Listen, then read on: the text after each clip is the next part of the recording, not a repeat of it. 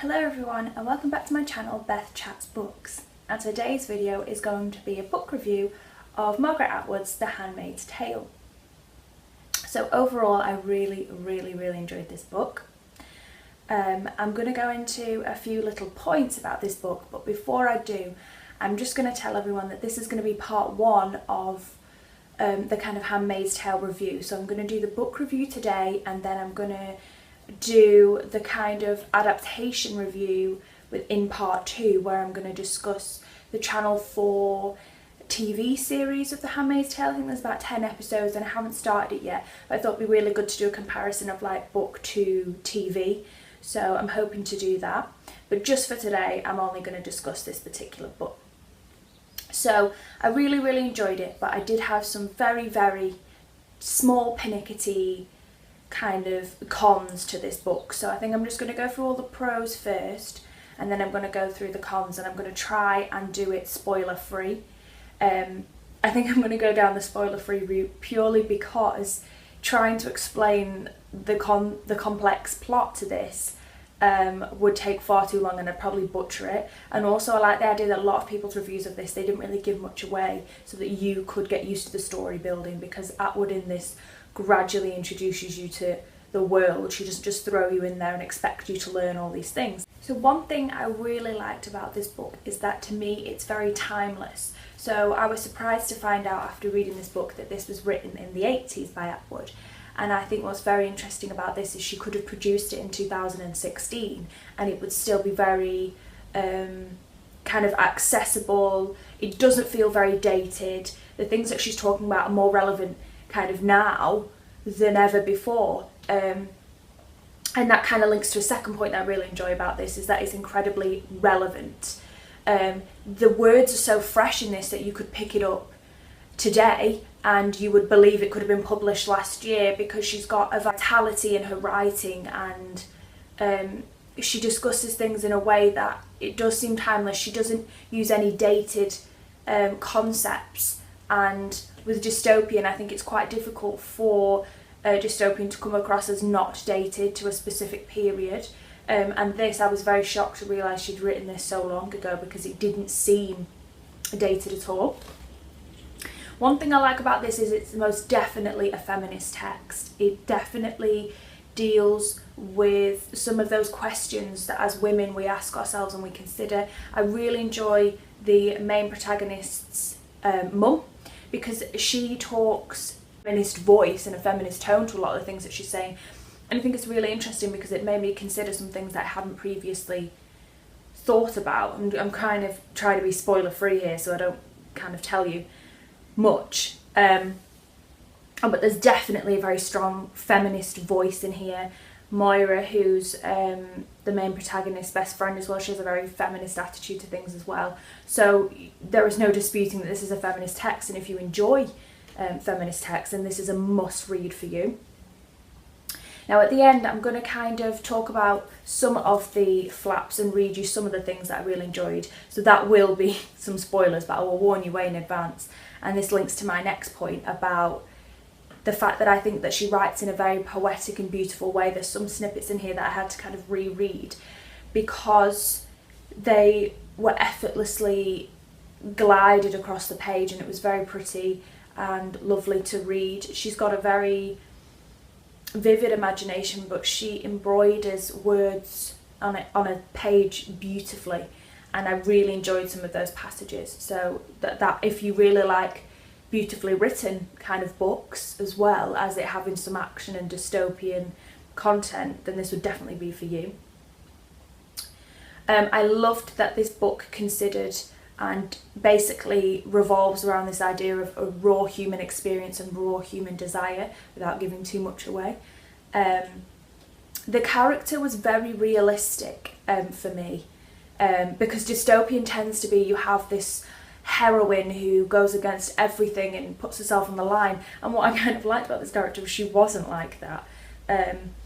But I found her more relatable because of that, because in a difficult situation with her hands tied, she'd pick the expected route that you would pick in that situation. And while a lot of people might have found that frustrating, I found that really realistic, and I loved that Atwood had created a character that you could say, yeah, I sympathise and understand exactly why she's done that, because that's why I would do that. And I think as a writer that is much more difficult to kind of create than this idealistic heroine who always goes to the difficult path and always wins, you know. I think it shows the talent of the writer of Atwood. I did really like at the end of this book, it has kind of historical notes, and it kind of plays on the idea that in the future historians have access to this book, which became, it's kind of suggested it's almost the protagonist's notebook or notes that she's written about her time that's kind of come in a novel form or a diary form, I guess. But I really like that, because as a history and English student I kind of thought that was hilarious about the idea of historians using this as kind of primary text from this period. I really enjoyed that quirky edge, which I hadn't seen in a book before, so I really enjoyed that. So I just have a few little niggly cons that I'm just going to go on to talk about. So one of them was there was a couple of times that there was just a strange tone. Now I'm a bit pernickety with writing in particular, and there was just a few instances where I felt the tense was wrong, where I had to reread a sentence and say, oh, I would have slightly changed that word. Odd little things. I have a particular niggle for that. Most people don't, so I couldn't really find an example when I wanted to show you guys, because it's very subtle in this book, so I decided to just kind of voice it off as something that irritated me at the time of reading it, but for a lot of people would just not even be on their radar, they just wouldn't know. Also, one thing that was particularly frustrating at periods of time is that obviously a lot of books tend to do this, where they blur the past and the present together, but the way that she'd written it, it was instantaneously the two kind of memories were weaving together at the same time. And in terms of reading something like that, that becomes quite frustrating at times, because you can't differentiate till you're about 2 pages across and then go, oh, I get it now, like that was the past, and you have to reread that passage. So sometimes that was a little bit irritating, but it's a quirky stylistic thing that she'd done in the book. I know loads of people love that blurring of the memories and things. It was just I was getting very involved in the story, and sometimes when that did happen and they blurred very subtly together, I did have to reread bits, which just niggled me personally. And then, again, no spoilers, I'm trying not to do any spoilers, but it definitely ends very ambiguously, this book. And I know lots of people really enjoy that, the idea of not necessarily having an ending and they get to decide an ending. However, with this, because I'd invested so much in the particular protagonist, I was very frustrated to not have closure, which sounds really stupid, but I'd connected a lot with this character, and to not know what happened slightly for me gives me the niggles, because I do like to have some form of closure. It's arguable that there was closure, I guess, or you can decide there's closure. The historical notes in a way became an extra tease, because you thought you were going to get some insight and you didn't really get that much at the end either. So that was just personal niggles of mine.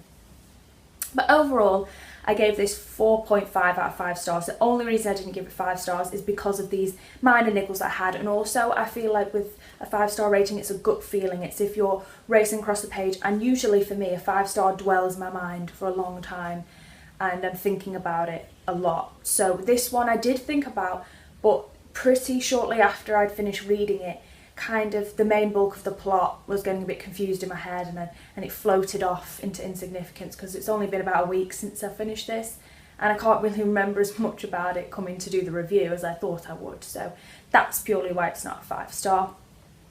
And I'm going to hopefully just read you, so this is the spoiler bit, guys, so if anybody wants to just exit the video here before I read any spoilers in this, then leave now. But I'm just going to read you a couple of these that I really enjoyed. Night falls, or has fallen.